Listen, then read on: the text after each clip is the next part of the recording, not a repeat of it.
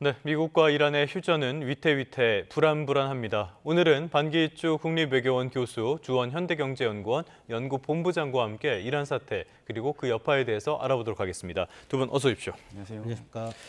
자, 미국과 이란 2주 동안 합의를 하고 지금 불안한 휴전이 계속 유지는 되고 있어요. 지금 상황 어떻게 보십니까? 굉장히 위태로워 보여요.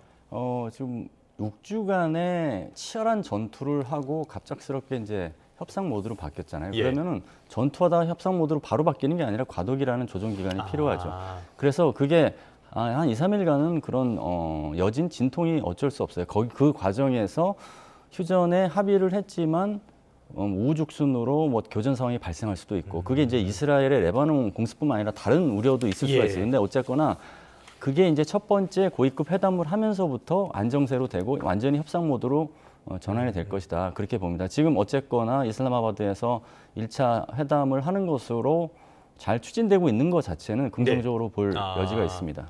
이란 역시도 여기에 대해서는 이스라엘의 반격도 생각을 했지만 일단은 협상에 참여하기로 했다라고 밝혔잖아요. 간밤에 트럼프가 방송 인터뷰를 했는데요. 여기에서 상당한 기대감을 보였더라고요. 어떻게 들으셨습니까?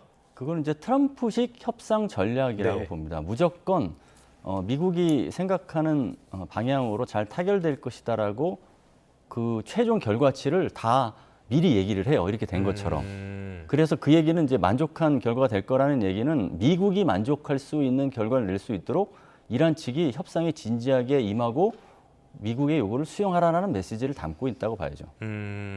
알겠습니다. 이번에 협상에 보면은 벤스 부통령이라든지 이른바 그 트럼프 2기 행정부의 강요들 가운데서 이 전쟁에 대해서 좀 회의적인 입장을 보였던 사람들이 많이 참여를 한다고 해요. 그렇다고 해서 이 협상 결과에 영향을 미치게 될 수 있을까요? 그래 영향을 뭐 누가 하느냐에 따라서 영향을 미치는 거 여부가 큰 차이는 나지는 않겠지만 예. 왜냐하면 이제 미국을 대표해서 미국의 이익을 지키기 위해서 나서는 주자들이잖아요. 그러니까 네. 공통 분모가 있지만 그래도 협상자가 갖고 있는 평소의 생각이 투영될 그 소지는 분명히 있어요. 그런 예. 측면에서 벤스 부통령은 처음부터 반대를 해서 사실은 이란 공습 첫 번째 이렇게 모이는 자리에서도 없었잖아요. 예. 그런 거 고려하면 분명히 달라진 지점도 있고 이제 전반적으로 긍정적으로 볼 수 있는 요소는 한 세 가지로 볼 수 있는데 예. 이란이 굉장히 싫어했던 위트코프하고 쿠시너가 대표로는 참가하지 않는다. 그 협상 그룹에는 포함되지만 예. 결국은 대표는 벤스기 때문에 예. 이란 입장에서 그래도 시작하는 단계부터 껄끄럽지는 않기 때문에 미국과 소통할 수 있는 상황이 됐다라고 판단할 수가 있어요. 그러니까 위트코프 중동 특사, 그다음에 쿠시너는 트럼프의 사위죠. 그렇죠. 예, 이 계속 사람들 역할을 빠졌다. 해왔는데 이 역할을 이제 뭐 사실은 대표단은 있지만 대표는 아니니까요. 예. 그래도 다르다는 거죠.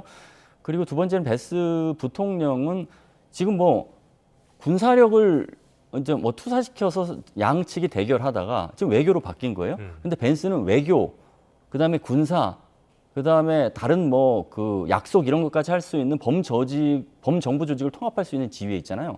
그러면 거기서 약속한 거에게 그게 작은 약속이든 큰 약속이든 간에 이란이 믿을 수 있다라는 신뢰도 측면에서는 높은 점수를 줄 수 있기 때문에 예. 그런 측면에서는 유리한 고지가 있고 그리고 이제 협상이라는 게 보통 우리나라 6.25 전쟁에 그 정전 협상도 그랬지만 굉장히 실무급 회담을 많이 하다가 이제 고위급 회담으로 가고 막 굉장히 오래 걸리고 막 그래요. 근데 2주간의 회담이라는 짧은 기간을 고려해서 사실은 실무급 회담 없이 바로 부통령급 고위급 회담을 하잖아요. 예. 그러면은 협상을 이뤄나가는 단계를 굉장히 축소해서 템포를 빨리 가져갈 수 있다. 그런 측면에서 긍정적인 측면이 있죠. 교수님께서 세 가지 껄끄러운 사람이 빠졌다는 점, 벤스의 위치, 그리고 바로 본론으로 갔다는 점, 이런 점들을 긍정적인 요소로 봐주셨는데요. 일단은 간밤의 그 경제 상황들을 보면요. 어느 정도의 기대감, 그러면서도 우려, 이런 것들이 교차하고 있는 것 같아요. 어떤 상황이었습니까? 가만히 이제 미국 시장을 보면은 되거든요. 네. 그러니까 S&P 500이 플러스가 나왔습니다. 플러스 네. 0.6%. 그런데 반면에 이제 WTI 가격은 플러스 3.7%또 올랐거든요.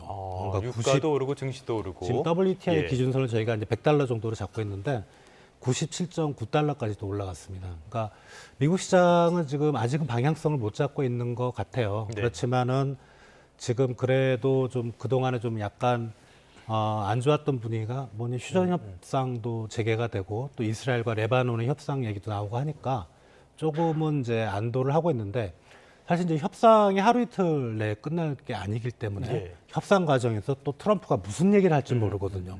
그게 이제 상대방한테 밀린다 그러면 또 강경 발언을 하게 되고 그 네. 뭐 증시 폭락하고 유가 또 폭등하고 이럴 수도 있거든요. 그래서 그런 변동성은 충분히 남아 있지만 지금 분위기로서는 그래도 예, 조금은 한 몇 주 전보다는 상당히 좀 네. 낙관적인 분위기가 형성이 되고 있습니다. 불안하긴 하지만 그래도 기대감은 있다. 자, 그런데요. 최근의 흐름을 보면은 간밤에도 그랬습니다. 장 초반엔 약세를 기록을 했고요. 트럼프의 발언 같은 것들은 별로 영향을 미치지 않다가 이스라엘 쪽의 반응이 나온 다음에 증시가 반등을 하는 그런 모습들이 연출이 됐거든요. 실제로 지금 미국에선 소위 말하는 타코 트레이드, 그러니까 트럼프가 물러날 것이다라고 생각하는 이 트레이드조차도 많이 희석됐다라는 평가가 나오는 것 같아요. 그러니까 시장에서 트럼프의 말을 더 이상 신뢰하지 않는다 이렇게 봐야 되는 겁니까? 신뢰하지 않는 정도를 넘어서 이제 청개구리를 보고 있습니다. 트럼프 말에 아예 반대로 반대로 할 거다. 예. 예. 그러니까 워낙 이 사람이 우리가 경험을 했지만 겁이 많아요. 네. 겁이 뭐에 대한 겁이냐면 이제 주가에 대한 겁입니다. 아, 자기가 강경 발언을 뭐 어떻게 갑자기 밤에 자다가 일어나서 생각보다 너무 분해서 네. 갑자기 강경 발언을 할 수가 있는데 뭐 주가 지수가 막 또 낮에 떨어지고 그러면 또 이제 후퇴하거든요. 그러니까 그런 분위기를 볼 때는 이제 트럼프 말 한마디 한마디에 움직이지는 않는 것 같고 지금 시장의 분위기는 최근 며칠 동안의 모습을 보면 이제 이란의 반응이라든가 예. 이스라엘이 어떻게 나온다든가 요런 쪽의 그런 실제적인 사건 트럼프의 말보다는 네. 그런 실제적인 사건에 더 영향을 받고 시장이 움직이는 것 같습니다. 자, 말씀해 주신 것처럼 지금 미국 언론들의 보도 역시도 트럼프의 발언을 곧이곧대로 전하는 발언은 우리나라보다 훨씬 적다, 이런 보도량이 적다는 얘기까지 하더라고요. 자, 그렇기 때문에 이스라엘의 대응 이런 것들이 훨씬 더 중요할 것 같은데요. 이스라엘이 통제가 안 되는 듯 레바논을 막 때리더니 간밤에는 레바논 정부와 직접적인 협상을 시작하겠다 이렇게 공식 선언을 했다고 해요. 이거 전망은 어떻게 봐야 됩니까? 뭐 그 제스처 자체는 뭐 굳이 나쁜 건 없지만 실제적으로 방향이 좀 잘못된 게 있죠. 그러니까 협상 상대가 레바논이 아니라 이란 혹은 헤즈볼라가 돼야 되죠. 사실. 그러니까 레바논 정부가 아니라 그렇죠. 직접 당사자들이 해야 레바논은 된다. 피해자라고 자꾸 얘기를 하고 있고 예. 레바논 남부에서 주로 활동하는 헤즈볼라이긴 하지만 레바논은 피해 받았다가면서 지금 헤즈볼라하고 선긋기하는 상황에서 헤즈볼라나 이란이 보기에는 레바논 정부하고 이스라엘이 연대를 해서 이란과 헤즈볼라를 더 구석으로 몰아세운다 이런 식으로 될 수 있잖아요. 예. 그럼 실제적으로 그냥 상징적인 의미만 있지 실질적으로 효과는 없을 가능성이 있다. 이게 이제 보이는 지점이고요. 그래도 이제 이스라엘이 이렇게 제스처를 쳐난 이유는 한 세 가지로 볼 수 있을 것 같은데 예. 우선 이스라엘의 이제 휴전 기간에 이스라엘의 레바논 공습으로 많은 사상자가 이루어지면서 이란이 협상에 대해서 불신을 이제 만들었잖아요. 그러니까 호르무즈 다시 폐쇄하고. 예. 그러니까 미국이 좀 이스라엘을 통제하겠다는 메시지를 낸 거예요. 결국은 공습을 이제 줄일 거다라고 얘기하는 것은 그것은 그렇죠. 트럼프가 그런 얘기를 했죠, 간밤에. 미국과 이스라엘이 연대를 지금 계속하고 있다라는 그래서 미국의 이야기를 들어준다라는 신호를 우회적으로 보여주기 위해서 이런 걸 만드는 거라고 볼 수 있고요. 두 번째는 이스라엘이 지금 협상장에 들어가지 못하는 패싱 상황을 불편해합니다.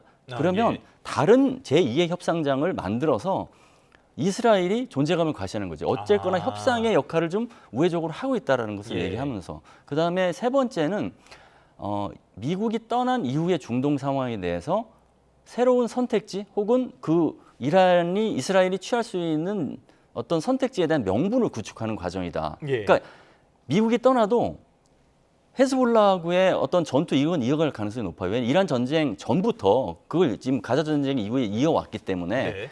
그래서 미국이 떠난 이후에도 그걸 해야 되는 당위성 명분을 만들기 위해서 지금 이 협상을 활용하려고 한다. 그 세 가지 의미가 있다고 볼 수 있겠습니다.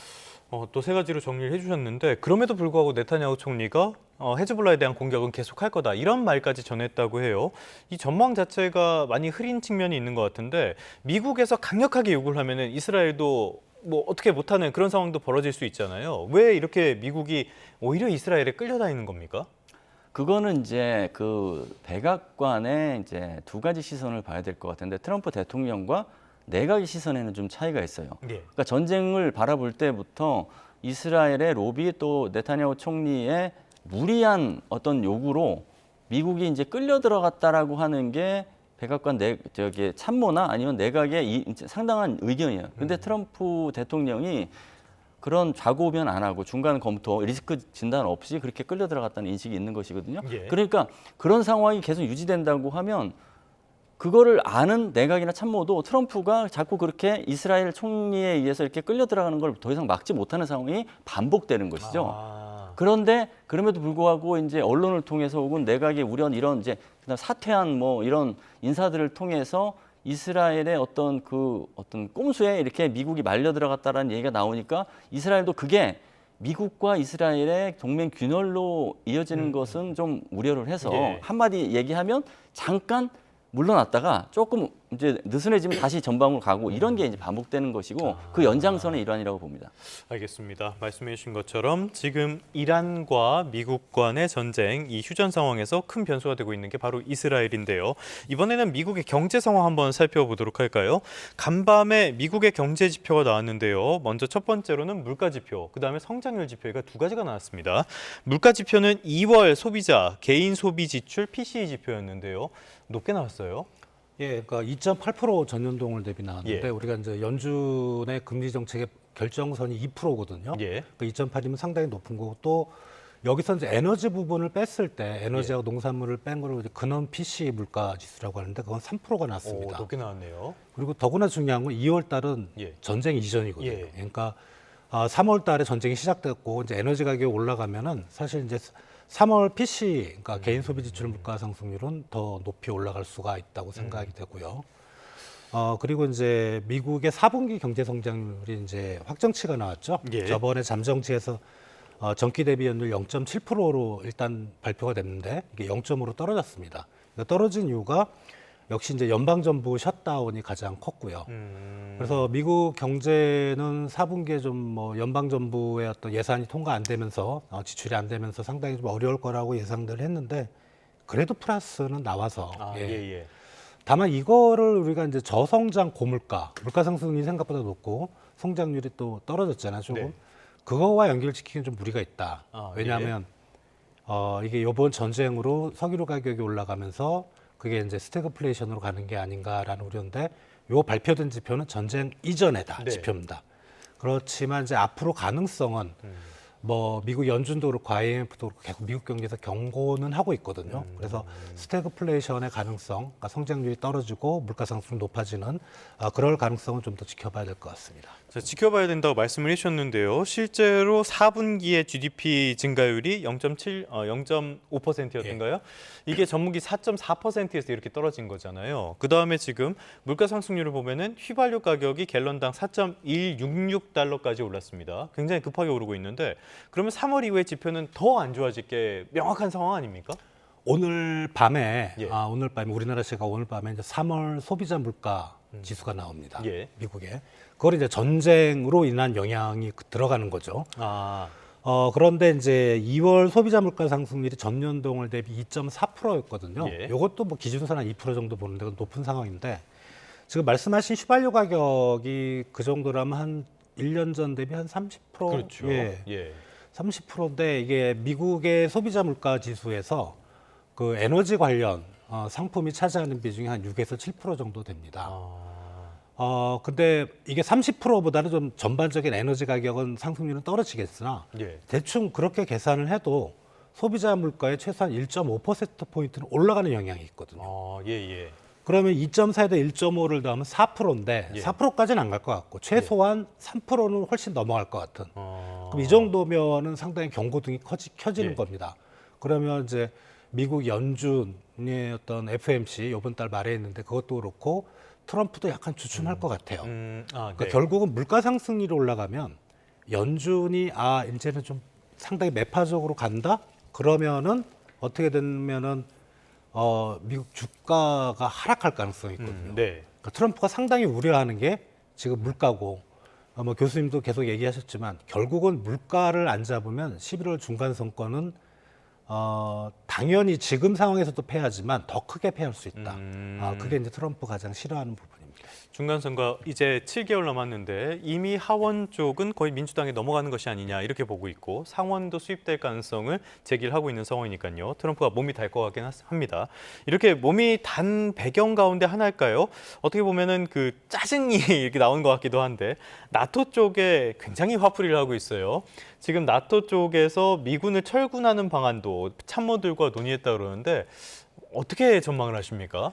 지금 트럼프 2기잖아요. 예. 그러니까 트럼프 1기 당시부터 사실은 트럼프 대통령은 나토에서 떠나기를 원했죠. 근데 이제 그게 사실 제도적으로나 그다음에 이 절차적인 측면에서 만만치가 않아요.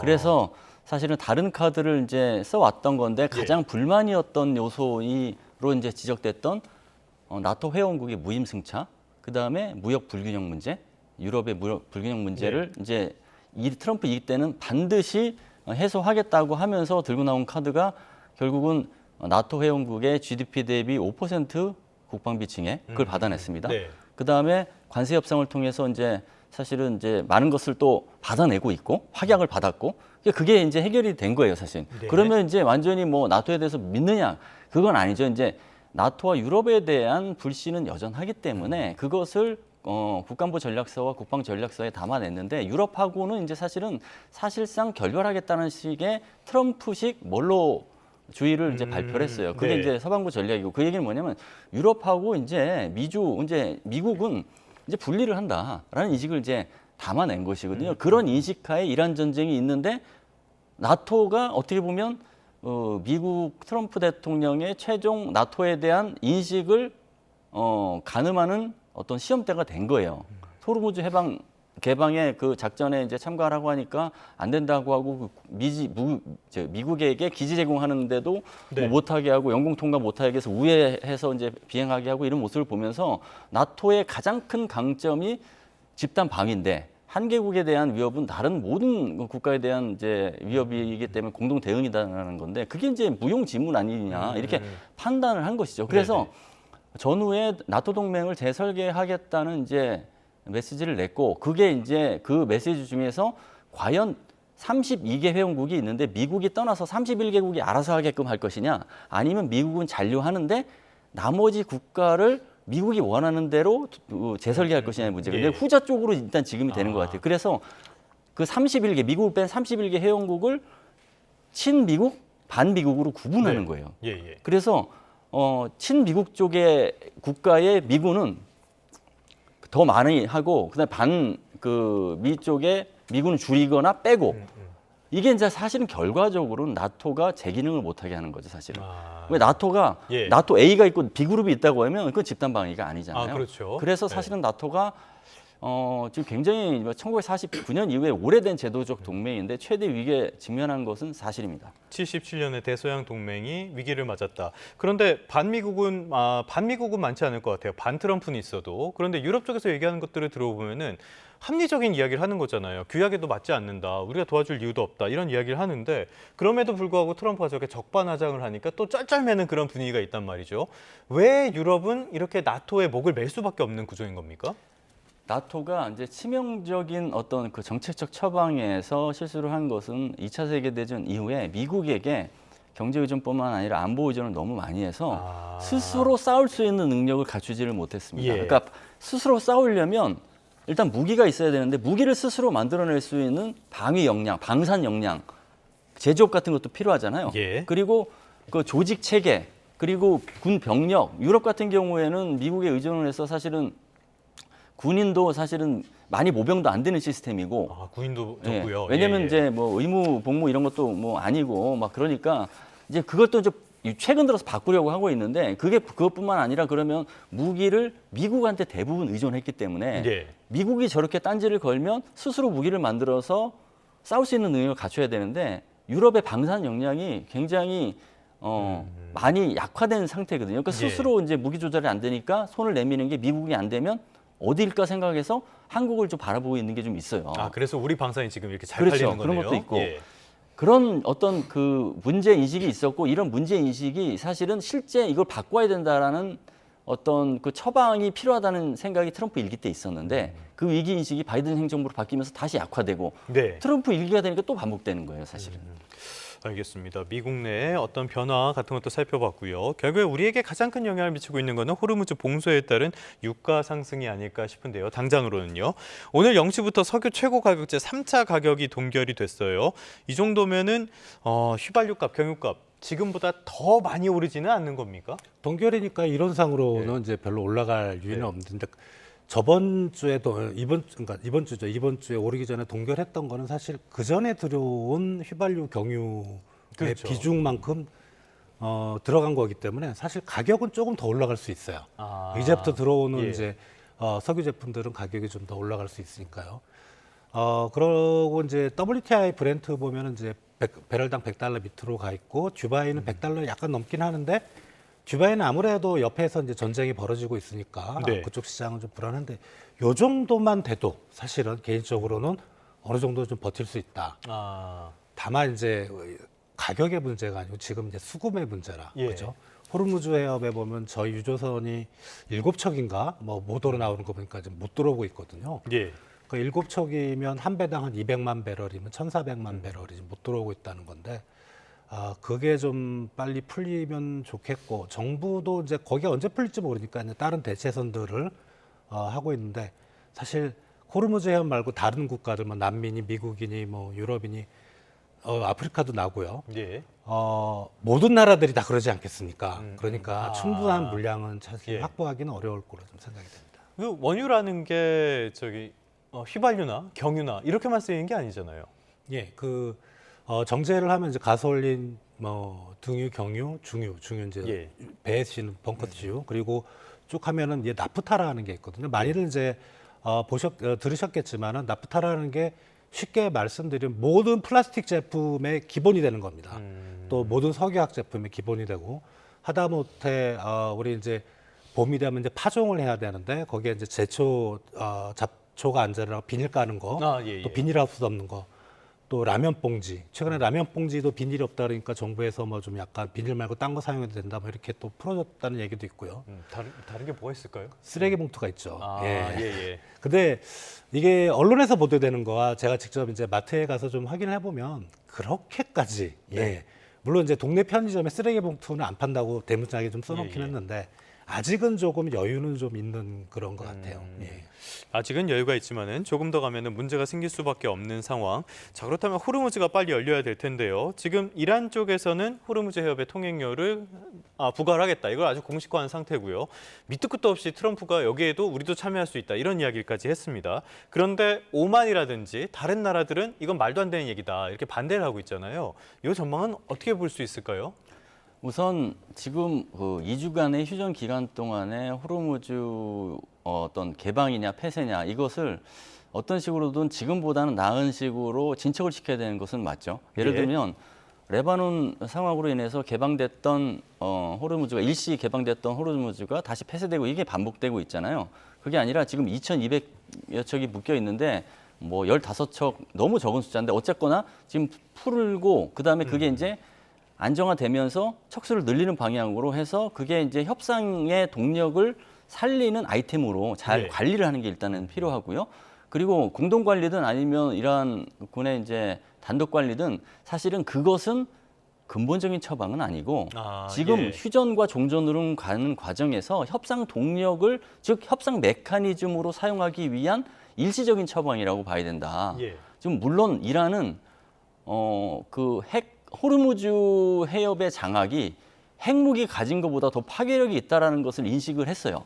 그러니까 국제사회를 볼모로 이란의 목소리를 높여서 미국을 지금 그 전선에서 후퇴시키게 만드는 요소가 가장 강력한 무기가 호르무즈 해협 장악이었다는 걸 알기 때문에 이걸 안 놓으려고 할 겁니다. 그렇지만 결과적으로 이게 이제 미국하고의 협상, 그다음에 국제사회가 나서서 단기적으로는 그것을 이해는 해줄 수 있지만 근본적으로 종전이 되면 국제사회의 국제해협인 호르무즈 해협을 반납해야 된다라는 네. 식으로 그 방향성이 설정돼야 되는 그런 게 이제 휴전 협상 기간의 목표 중 하나야 된다 그렇게 봅니다. 이렇게 통행료를 부과하는 거는 국제법 위반이잖아요. 위반이죠. 그러니까 유엔 해양법 협약에도 이제 위반이고 이게 뭐 유엔 해양법 협약에 이란이 뭐 비준을 안 했다.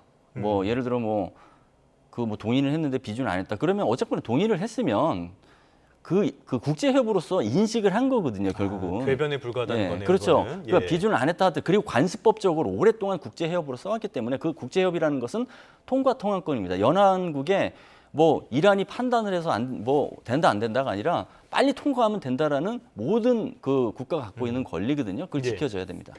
알겠습니다. 호르무즈의 우리에게 굉장히 중요한 곳인데요. 여기서 뭐 또 영향을 미치는 게 역시 통화 정책 아닐까 싶어요. 말씀해 주신 것처럼 미국의 통화 정책 연말까지 이러다 금리 내릴 수 있겠어. 이런 우려도 커진 상황이고요. 우리도 오늘이 이창용 총재의 마지막 금통위가 예정이 돼 있잖아요. 네. 전망 어떻게 보십니까? 뭐 볼 거 없이 동결이죠. 예. 동결의 총재라는 별명이 있기 때문에 예. 지금 7번 연속 오늘까지 하면 동결이고 근거는 명확합니다. 왜냐하면 이제 경제가 좀 안 좋긴 하지만 추경이 이제 곧 통과될 거거든요. 한 26조 가량 통과가 되면 이게 어느 정도 좀 받쳐줄 거다. 또 수출 쪽에서는 반도체 쪽을 중심으로 수출이 좀 받쳐주고 있으니까 금리를 인하할 상황은 절대 아니다. 예. 그러면 이제 오히려 이제 금리를 인플레이션 때문에 인상을 해야 될 상황이긴 한데 지금 아직 물가 상승률은 아직 높진 않습니다. 저희가 예. 3월 물가 상승률이 2.2% 정도. 물론 이제 석유류가 9.9%나 올랐음에도 2.2%로 선방을 했거든요. 근데 이게 시간이 가면 갈수록 올라가긴 하겠죠. 그렇죠. 예. 다만 지금 그 지표가 확실히 올라간다는 시그널이 없는데도 마지막 4월 우리 금통위에서 그걸 금리를 올 리는 없죠. 먼저 할 이유는 없다. 그렇죠. 그 예. 공과는 이제 다음 예. 우리 차기 총재한테 넘기면 될 걸로 생각이 됩니다. 근데 차기 총재도 지금 같은 상황이 계속된다면은 이거 금리에 대해서 손대기는 부담스러울 것 같은데요. 이제 차기 총재가 상당히 좀 딜레마. 원래 이제 예. 차기 총재 후보로 올른 신윤송 총재에 대해서 매파적인 사람이다라고 얘기했는데 예. 최근에 언론 인터뷰하는 거 보면 상당히 자기는 유연하게 대응하겠다. 예. 꼭 매파로는 안 가겠다. 어떤 경우는 내릴 수도 있다는 시그널인데 말씀하신다시피 물가가 그렇게 높으면 금리 못 내립니다. 네. 근데 금리를 또 올릴 수 있을까? 예. 경제 상황이 왜냐하면은 예. 이거는 약간 좀 정무적인 판단인데 정부가 대규모로 추경을 26조를 했는데 거기다 대고 금리를 올린다? 예, 추경 효과를 떨어뜨리는 가능성이 찬물을 있거든요. 그냥 확 끼얹어버리는 그러니까 그거는 거네요. 뭐 잘 알아서 하겠죠. 예. 알겠습니다. 역시 통화 정책은 많은 부분들을 고려해야 되니까요. 앞으로의 흐름도 지켜보도록 하겠습니다. 지금까지 반기일주 국립외교원 교수, 주원 현대경제연구원 연구본부장 두 분과 함께했습니다. 오늘 말씀 고맙습니다. 감사합니다.